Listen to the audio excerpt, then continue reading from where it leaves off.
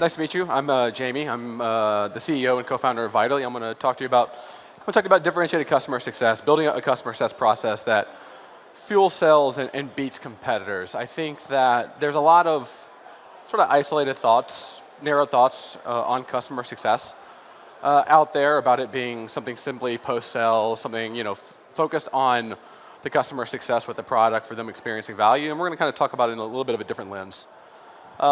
Again, I'm Jamie. I'm the CEO and co-founder of Vitally. Vitally is a next-gen customer success platform. We help companies like Mixpanel, Product Board, Pleo, and others build differentiated customer success. I've been a CTO of 2 companies before this. A chief customer officer is one, and hopefully that intersection of like data, technology, and customer success will provide some interesting insights for us today. So, why do you even need customer success in today's market, which is, somewhat, unfortunately, still struggling? This question's being asked a lot by boards, by executives, by CEOs. Like, hey, do we even need customer success? We need to cut some cost. Maybe we can get by without it for today.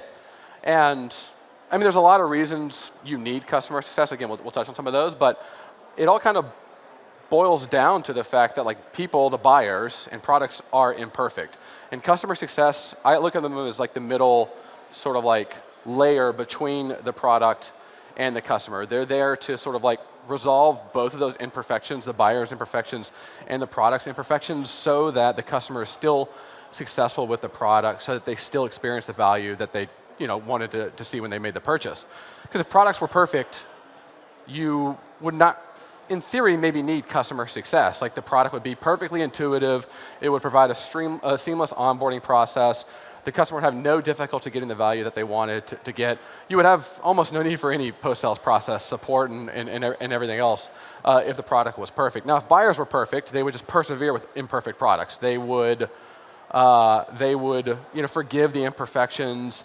They would ensure that the money that they actually paid for the product would result in the ROI at all costs. They would self-serve themselves onto the product through the support documentation, and they would just not give up along the way. But of course, we have decreasing attention spans in this day and age, and plenty of us that are users of products can be very unforgiving and lose our patience if, with the product's imperfections. I like to use the analogy of customer success as being like essentially the Sherpa between a journey to the mountaintop. Like the mountaintop being success with a product. Now, if you don't have customer success, if you're going on this journey, on the mountaintop, say you're climbing Mount Everest, you could of course, try to venture it yourself, but you might, end up struggling quite a bit along the way. You'll take a pretty circuitous route, right? You'll get very frustrated along the way. It's a very dangerous process, not very efficient. And you either get there, but you get there slow and frustrated and get to the end saying, why the hell did I do that? Or you get lost, you give up, and you put things in reverse. Customer success is meant to provide that straight line to the top. They're there to ensure the journey to success is as efficient, as effective, as productive, and as safe as possible. And so why do you even need to differentiate in customer success? Well, I mean, there's naturally a lot of reasons, but I think the first one's the most important. Every market is competitive, at least if it's a market that is somewhat lucrative, has real potential to generate real revenue. You might not have competitors now, but you'll eventually have competitors. And as you have competitors, it becomes increasingly important to differentiate in all aspects, not just product, but in sales and marketing and, of course, customer success. Because customer success can actually make a sale. Like if it is a close competition between you and your competitors, and perhaps maybe your product is in some ways a little bit, lesser than a competitor's, customer success can still be the tiebreaker in those close decisions. Because if the customer is assured and confident in your team's customer success process, they are more confident that even though perhaps a competitive product maybe looks a little bit better, that they're more likely to get the value, get the ROI, and get it quicker with an actual polished customer success process. And of course, customer success can attract new customers. G2 is here. I don't know how many reviews exist on G2 that were actually influenced by customer success, but I would say a large amount of them. And if you take away customer success from those positive reviews, you perhaps leave a review that is neutral or potentially even negative. And of course, customer success can also generate and surface case studies to marketing that further fuels your funnel as well. And so customer success is it's like a sales engine. It can actually generate new and new business by making customers more and more passionate and getting those vocal, passionate customers out there with the world to recruit more and more customers. And then in today's age, again, in this sort of like trying market, it's self-preservation for CS leaders. If your board, if the CEO starts to look to reduce cost and they start to ask that first question of why do we even need customer success, CS leaders need a strong story and answer to back up and answer that question with.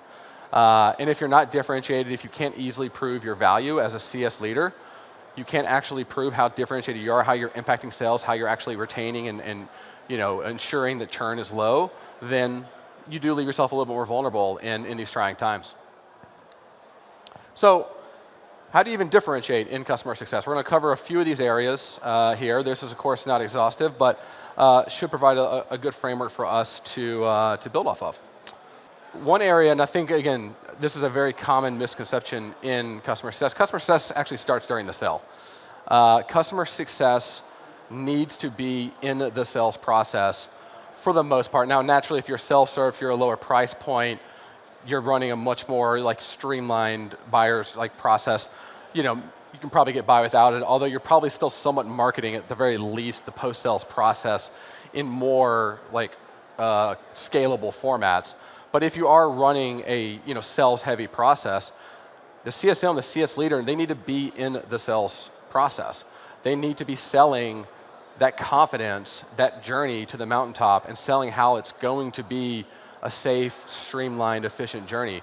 Like if you're to use the Sherpa analogy, if you're going to go and climb Mount Everest and you're trying to figure out what your ideal trek to the top is, you want to talk to your guides before you actually make the purchase, because you want to hear from them. You want to see stats around how safe and effective their path is and their process is. You want to hear how long it's going to take, what the milestones are, and buyers need to hear that too. They don't need to be thrown customers over the fence with little or no data and having customer success kind of start from scratch to like restart the customer's journey through now like a totally separated post-sales process. And I think every buyer, again, in like a sales-led buying process, should be given collateral that actually educates and promotes the onboarding, the implementation, the customer success process for that company. They need something they can take away. Again, if you were going to go and climb a mountain top, you would want that brochure, that pamphlet from your guide that says exactly what's going to happen. And I wanted to include just a bit of an overview of what we do and some of the slides that I pulled out from our collateral that we go through with every single one of our customers. This is just a fraction of the slides that we have, but it kind of covers, what are the milestones we're going to hit if you do sign with us? Who's going to be your actual representatives at the company that are going to be there with you every step of the way? How are we going to get there? What are the check-ins along the way? Again, that can make and break. That can be the tiebreaker in a sales process. And I don't think enough like CS processes are kind of like inserting themselves into that sales process out there and helping essentially close the deal. Differentiation, of course, also starts with up-to-date data. It's pretty, common, I guess, that customer success is, for whatever reason, given not so great data. The common, it's pretty common for them to be working out of spreadsheets, having to log into customers' accounts to see how the customer is using the product. It's a very inefficient, process for them to go through. If they're not given up-to-date data, a streamlined list of customers with unique KPIs that prove each customer's success, they're going to continuously be running an inefficient process. And that's naturally not going to be very differentiated. If you do have your customer success team operating on up-to-date, like auto-updating data in a list of customers, you then need to also turn and look at the metrics that you're measuring. Because a lot of, I think, CS teams out there are left to their own to try to decide what KPIs they're optimizing for. They're not data scientists. And so they tend to fall back towards things they see in the market, which tend to be, of course, generic metrics like time on site, logins, even NPS. These are perfectly fine things to measure, but they shouldn't be the things you're optimizing for, because like customer success, your product should be differentiated. You should have unique KPIs that actually measure and prove the unique value that your product is providing your buyers. And if your customer success team does not have those KPIs and cannot easily access them for your customers, then again, they're not actually optimizing that journey towards the right end goal. And then if you do have that auto-updating list of customers and the unique KPIs, I think one area for improvement that is very overlooked in customer success is how you actually proactively detect and alert for in need and at-risk customers. It's very common, again, in customer success to set these goals that are like static thresholds. Like all customers need to use this feature X times a month, and they need to use 3 out of these 5 features. And they look at it very globally, and they say these thresholds apply to everybody. But every buyer is different, and not all buyers use products in all the same ways. I think it's fine to have those goals as a barometer, but customers, again, they use products differently. And if you can't detect anomalies, like deviations in their historical patterns and their historical behaviors, then you're missing out on detecting customers that perhaps need a little bit of customer success attention. I like to give an example of health scores. So health scores are very common in customer success.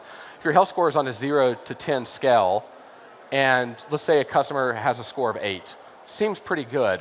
Well, if a month ago it was a 5, it's really good. But if a month ago it was a 10, it's kind of bad. It's trending in the wrong direction. And so if you do have this up-to-date data, you then I think you need to turn your attention towards detecting these anomalies, detecting these deviations from the individual customer's behavior so that you can get very proactive and very precise with when you do engage and reach out to the customer. If I was giving this talk into a room of actual CS leaders, they would probably be an audible gasp at this slide. The customer relationship is very over-focused in customer success, in my opinion. I think it's an optional thing to have. I don't think relationships are required in customer success. But a lot of CS leaders out there think it's like the make or break kind of thing for a customer's actual success. And when I say the customer relationship is optional, I mean the customer's engagement with the actual business, with the actual CSM. Naturally, a very common post-sales customer success process is let's set up some recurring meetings. We're going to have these standing meetings once a month, once every other week, whatever it is. We're going to have quarterly QBRs. I'm going to send you emails once a week telling you what to do and what's next. That's all, largely fine, but it relies on the customer to actually be proactive with the relationship. And again, every buyer is different. Some buyers do want a relationship with the business, with the CSM. Some could care less. Some don't want to go to meetings. They have plenty of other vendors. All they want to do is be told how to get to the goal, how to actually see and experience that ROI. And so I think differentiated customer success is aware of that. They understand that there's actually 2 sort of post-sales processes for these customers. There's one for the buyer that actually wants the relationship, that will actually attend the meeting, that will actually engage with you over email. And then there's one with a customer that doesn't want that. And that's, of course, a post-sales process that's very async at that point. It's very education-focused. You're just focused on dripping recommendations to the customer, soliciting feedback and gathering goals from the customer in a very async way, using modern tools like Slack or Notion or Vitally as a self-plug. And you're actually able to still help the customer progress and show their progression without any actual direct one-to-one communication with the customer. Again, if the customer wants it, it's great, but it should be optional, and you should be able to actually point to a customer success that is purely fueled by behind-the-scenes CSMs and CS teams running behind-the-scenes processes. And customer success itself is, I think, it's 16 years old now, and when customer success first got started, it was just high-touch customer success, the wine and dine sort of approach to customer success, the one where you actually do set up the quarterly QBRs, the one where you have the standing meetings. And then in the late 2010s, scale CS kind of became a thing, and everyone started looking at customer success as, and these 2 functions of customer success as a bifurcated thing. There's a segment of the customers that get scaled customer success, and there's a segment of the customers that get that high touch, that wine and dine customer success. I don't think that's an accurate way to look at customer success. I think scaled customer success is the foundation, is for every customer, and then a subset of your customers get that wine and dine, get that high touch customer success on top of that. Because scaled customer success in and of itself is just automated, productive customer success. It is taking the repetitive, taking the sort of like menial tasks that need to exist, finding early on how to automate those so that you give more time back to your CSMs, to your customer success team, to actually focus on how to potentially establish that relationship, how to actually build a differentiated relationship with the customer. You want to free up as much time as you can for your CSMs to focus on that, to get creative with customers. And if you look at it as a bifurcated thing and you build scaled CS as separate from high touch, you're essentially saying that high touch can get by without a lot of the advancements, the productivity advancements that scaled CS is having. And even if you're even if you're an enterprise company and you're focused only on high touch customer success, I still think you should have a scaled CS methodology internally. Like, you should still be thinking about, how do I make my team as productive as possible? How do I scale my education efforts? How do I automate away the repetitive? How do I actually engage customers without it requiring an actual CSM to go into their Gmail and compose an email? If you have that methodology, again, what you end up doing is freeing up a lot of time for your CSMs to get creative and to build that differentiated customer success process. And then finally, I want to touch on something that I think a lot of CS leaders, and especially CS thought leaders out there, don't touch on enough, and that's around internal productivity and internal strategies. Most CS content out there is very focused, again, on the customer relationship. It's like, how do you actually engage the customer? How do you talk to the customer? How do you get the goals from the customer? How do you provide and show progress towards those goals to the customer? That's all fine, but behind the scenes, customer success teams need to be extremely productive and collaborative with other teams. Internally, they are the voice of the customer. They represent the customer in the sales process to help sales better anticipate customer requests, to improve their sales process, to be more consultative and effective. They are the voice of the customer in road mapping, so that the roadmap is actually backed by customer data and feedback, and has components in it that customers have expressed actual desire to do. They're talking to marketing to ensure that case studies are being done, that GT reviews are being solicited by the right people. Something we do at Vital, we run sprints, like an engineering team would run sprints, so bi-weekly sprints. We do it with our entire go-to-market team. So sales, customer success, and marketing are all in these bi-weekly sprints, and we go leader by leader down a list of our goals for the next 2 weeks. Like, what are we actually wanting to achieve over the next 2 weeks? And when we get to customer success, we ensure that those goals focus on not only, are there at-risk customers that we need help with? Are there roadblocks to the customer that we need to unblock? But we also focus on, if a critical customer churned, why? How do we actually prevent that in the future? If an implementation process and a KPI around time, ensuring a customer receives time to value is lagging, why? Do we need to rebuild our onboarding process? If a customer that was actually labeled as a healthy customer churned, maybe we need to run a post-mortem. Why was the health score healthy? What did we miss in that? Should we go and rebuild our health score to ensure we do not see that happen again? And we're just being very internally strategic around these and ensuring that customer success functions in 3, I think, critical areas. And this is where I'm going to end on today, that the customer success team is not only facilitating the relationship with the customer, but they are also ensuring that these internal strategies are built, that they are refocusing and continuously evolving their strategies to be more and more productive. And they're also acting as the voice of the customer for all of the go-to-market teams that exist, so that sales, marketing, and everyone else can be more and more productive, more and more impactful, backed by customer success. So I will leave you with that. Thank you. I really appreciate it.